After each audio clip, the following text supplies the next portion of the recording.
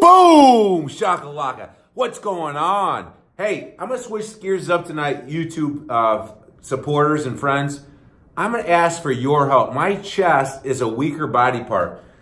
I'm going to throw out some ideas on what is working for me lately, but I need your help, okay? I'm going to do 3 things, exercises. I'm going to do dips right here. Going to explain a little bit about my past history with dips, and then we're going to do a cable press fly. And number 3, we're going to pose and squeeze and isometrically feel the muscle-mind connection on some posing. And then I'm going to talk about some recovery techniques to do initially right when the workout's done so we can grow our pecs. I can't bounce them like The Rock, or, you know, like, well, maybe. Can I a little bit? How's it look? Okay. All right, are they bouncing a little bit? Okay, so in the past, I've always taught, let me say this. I've been following Darin Yates videos and a few other old school classic bodybuilders. In fact, I just posted a YouTube video about old school classic movements. The Nautilus pullover to tie the chest in. I'm into pullovers lately. I guess what I'm trying to say is I'm going old school classic bodybuilding moves, and it's feeling really good. Stuff I've skipped for years and never actually done. I think guys like Darin Yates and Arnold Schwarzenegger knew a little bit about growing a big old pec that you could set a beer on. And so anyway, it's working for me. Check it out. You know, YouTube search old school classic bodybuilding moves. Okay, so in the past, I've taught for dips to lean forward, look down, drive those elbows apart like this, and get at a plane like this versus straight up and down. And for triceps, you look straight ahead, keep the body straight up and down, and keep the elbows tucked back behind you. I think that's classic textbook. I don't know, it's weird, man. It's like I do the opposite of what I've taught for years. It's like it stimulates pec growth. So I'd like to think that in the past I have done things they say don't do and get the feedback and feel and see how it affects my body. And that's how I've created things that are one of a kind, actually. But I haven't done it enough. I'm going to do it more. So here we go. So this is the dip that I saw an old school bodybuilder do. And it turned it around like this. Looking down. Ah.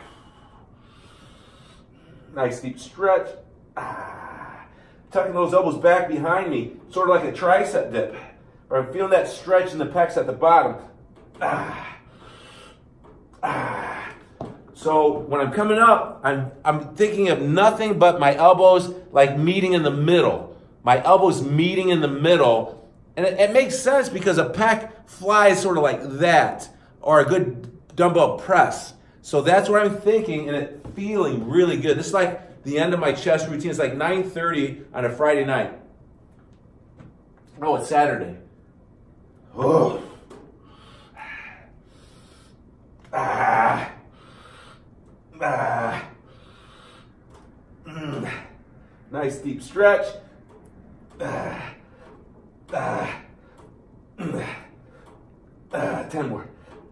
9, 8, 7, 6, 5, 4. Oh, slow stretch. Micro reps. Woo. Woo. So the little pulsations at the end on the last 2 reps, I call them micro reps. Weightlifting Essentials, it's on Amazon.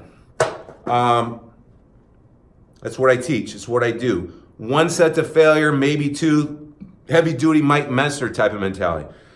So again, on the dips, I like that. And it goes against what I've always been taught. I'm thinking of nothing more than driving my elbows to meet in the middle behind my back, and I get a really nice feeling in the pecs. All right. So the second movement I want to discuss, and I hope I said this at the beginning of the video, I'm switching gears, YouTube supporters and friends. I want you to help me. Give me some feedback. I do need some help because my pecs are not that great, but they're improving at 53 years young.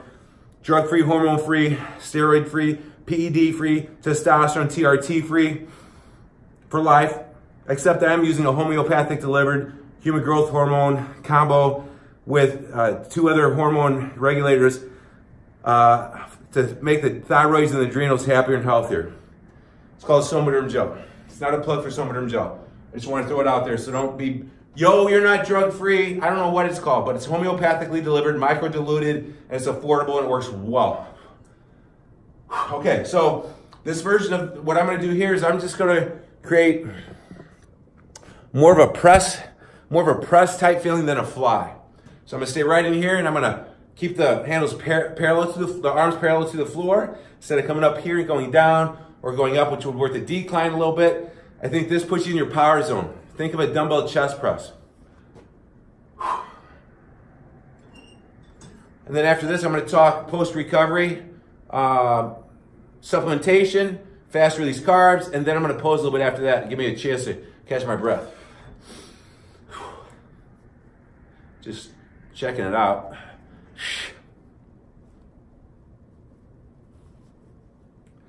They call that the V below the, oh, the V above the P. So the V above the P. Yeah, I got you. I always sort of mess that up. All right. Oh, man, this is 80. Woo. It's my heavy set. It's been a long day. I went to church with my mom. Oh, man.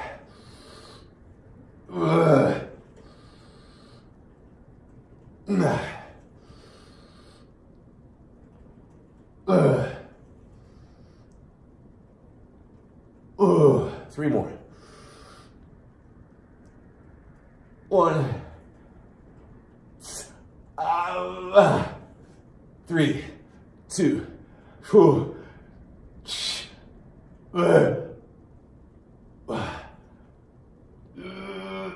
Oh, woo. Man, that was a little too heavy, but hey, you win some, you lose some. All right, so I think I'm going to pose in the mirror here. Let's sort of see how this goes. Now I guess we'll just sort of do this.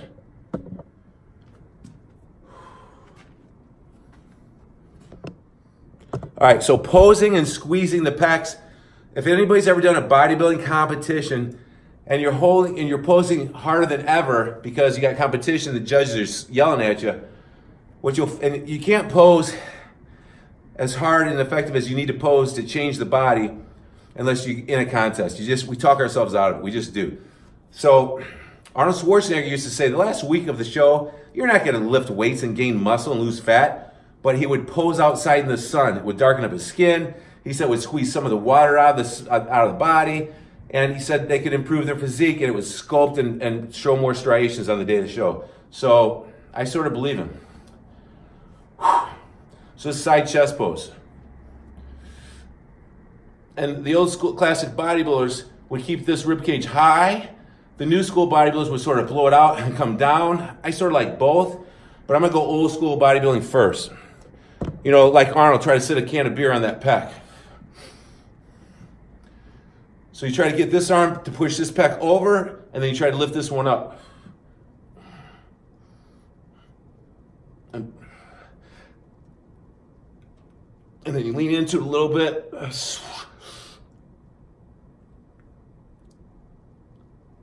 Try to slow this shoulder a little bit, but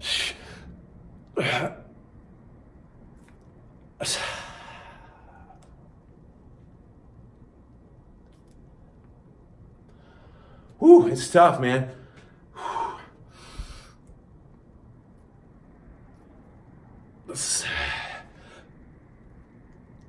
3, 2. So try to hold each pose for about 3-4 seconds, blowing your air out into it. Looking in the mirror at the muscle itself can help. Feel it a little bit more. Not only does it work the muscles isometrically, which is muscle confusion, and they can get sore the next day, which is a plus at growing them if you work on your recovery techniques, but it also syncs up your neurological nerves from your brain to your body part, especially if you really look at it and think about it, so that your workouts in the future can fire off more muscle fibers because of the improved neurological function between your brain and the muscle. One more time.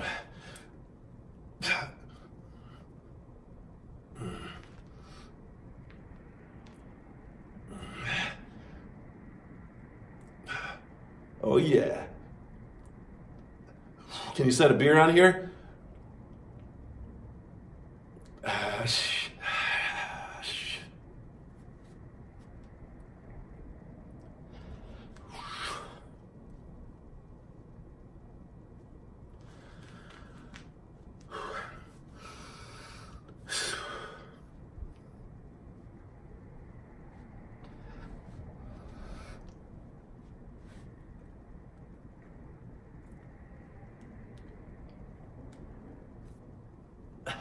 Lou Ferrigno, Incredible Hulk, most muscular.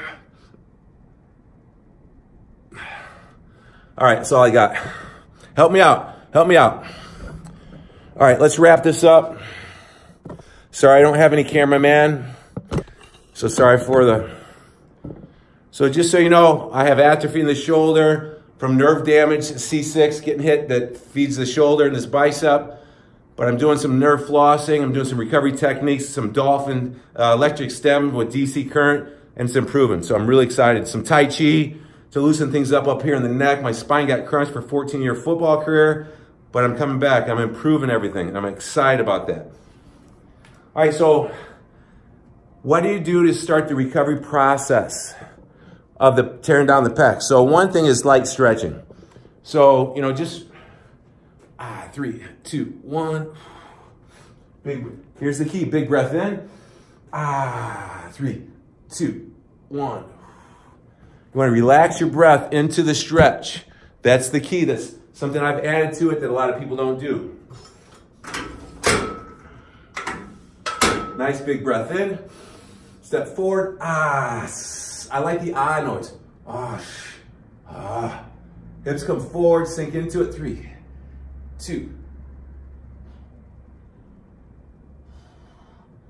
Ooh. You should be doing stretching the last half of the routine. That's what you should be doing in between sets. Get off the damn phone, all right? Social media stuff later. Focus on your workout. Dorian Yates, old school, heavy duty, 1 set to failure, 1 hour in the gym, 4 days a week. That's what he was known for. It's sort of what I'm known for as well. Start the recovery process. Stretch that stuff out. Lengthen up the muscles. Get some fresh blood in there. Get the lactic acid out of there after the posing. Depending on your metabolism, ectomorph really fast, your metabolism's screaming, you probably got to throw in some branched chain aminos during the workout and maybe some fast release carbs. This is what I'm using. I don't get any commissions. I don't rep it. It's just something locally. It's carbolane. It's fast release dextrose. Take that along with, I say some creatine. Usually they say German pure creatine, straight creatine monohydrate. None of this bullshit with stuff added to it, this faster absorb, exfoliate bullshit. Straight creatine monohydrate. And then I say a protein powder and some banana. A piece of bread for, it depends where your carbs are. But immediately after, if your metabolism is really fast, immediately after the workout, 1 to 2 bananas, a slice or 2 of bread, some rice, and about 30 grams of powdered protein. Depending, you know, something like that. The protein's not as important. No fat in that meal. Protein, 30 grams, easily digested protein powder works best versus chicken breast or steak because the blood's in the muscles and it's not going to be readily available to digest. You do have a window of opportunity immediately after an intense workout to replenish the energy stores you just tore down and to start replenishing glycogen uptake into the muscles with nutrients. I don't care what any scientific people say, you use that window. You don't eat that meal, you're slowing things down as far as recovery. Protein powder, come on, who the F knows? They're all this. It's like splitting hairs. My buddy gave me some Shakeology. I never paid for it. I just use it. Don't use really cheap stuff. You know, don't get a 5-pound jug for 20 bucks. You know, if you get a 5-pound jug, you better pay 50, 60 bucks for it at least.